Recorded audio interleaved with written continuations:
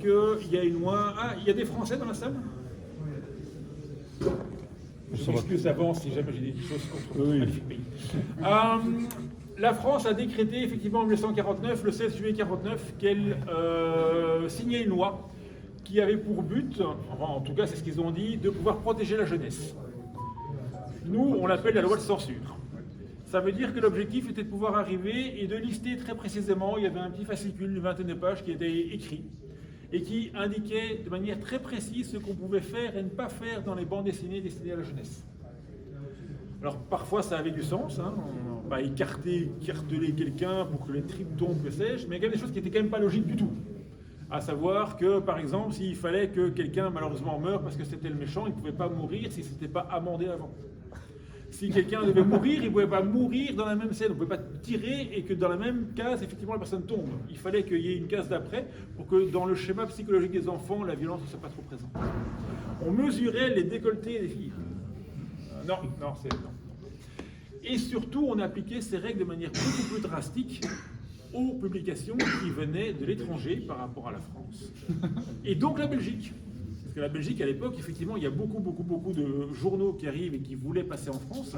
C'était un marché colossal pour, effectivement, donc les journaux belges. Et donc, il fallait pouvoir arriver et passer outre cette loi de la censure. Il y a des magazines qui ne sont pas parvenus, Heroic Album, entre autres, qui avait un contenu qui était beaucoup plus... je ne peux pas dire trash, mais en tout cas violent parfois. Ils ne sont jamais parvenus à arriver à passer ça. Et Heroic Album a mis la clé sous la porte, effectivement, fin 56. Et c'est là où on a retrouvé par la suite Gilles Jourdan, entre autres chez Spirou. Mais pourquoi je vous parle de la loi de la censure? D'abord parce qu'au niveau de la loi de la censure, on peut pratiquement dire qu'on ne peut pas avoir de femme qui est au premier plan. Parce que ce n'est pas le rôle d'une femme comme Suzanne Holmes d'arriver et de courir l'aventure, de sauver les jeunes, d'aider les gens. Non. Une femme, elle reste à la maison. Elle s'occupe des enfants et du foyer. Un homme, s'il n'est pas encore marié, il peut encore vivre l'aventure, mais la femme pas. Et donc, à partir du moment où cette loi elle arrive et elle est mise en place, pendant une dizaine d'années, enfin quasiment jusqu'aux années 70, avant mai 68, on a une forme de rigorisme qui va s'imposer sur la bande dessinée et qui va être lié d'abord à une censure, et puis une autocensure de l'éditeur, et puis une autocensure du dessinateur, parce que si jamais il met une planche que l'éditeur ne veut pas, il va devoir la refaire. Et comme il n'est pas payé pour la faire deux fois, il préfère la faire une fois. Et donc on a vraiment un gros climat, effectivement, de censure qui arrive et qui va jouer, et on va le ressentir dans Bogdani à partir de celle de Corée. Pourquoi? Parce qu'on parle de la guerre, et qui se déroule vraiment à ce moment-là. Avant, on a parlé de choses qui étaient plus ou moins dans le passé, mais on est à une époque où, effectivement, il y a vraiment la guerre en Corée. Et le magazine jeunesse, c'est pas fait pour parler de politique.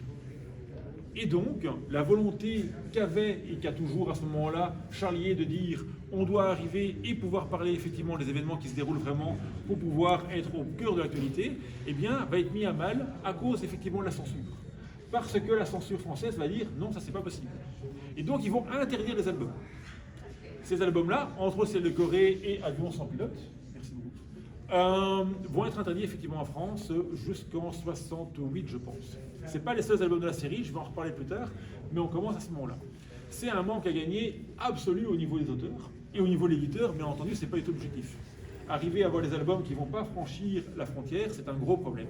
Et donc la censure va jouer, Dupuis va essayer d'arriver de comprendre comment la censure opère, il va parfois envoyer Charlier également pour discuter avec eux, pour essayer de se dire qu'est-ce que je fais et qui ne va pas pour que je puisse le corriger. Et donc Charlier va essayer de corriger le plus possible, mais il va s'arracher les cheveux également. À un moment, il va essayer d'avoir des scénarios qui vont être moins par rapport à la partie politique, mais donc c'est dans Un avion n'est pas rentré, je pense, où il y a un combat avec une pieuvre. Mais la censure va mesurer la taille des tentacules des pieuvres. En disant, non mais là, c'est trop long ton tentacule, hein, ça va le censurer ça. Donc on est arrivé à un moment, un truc de fou.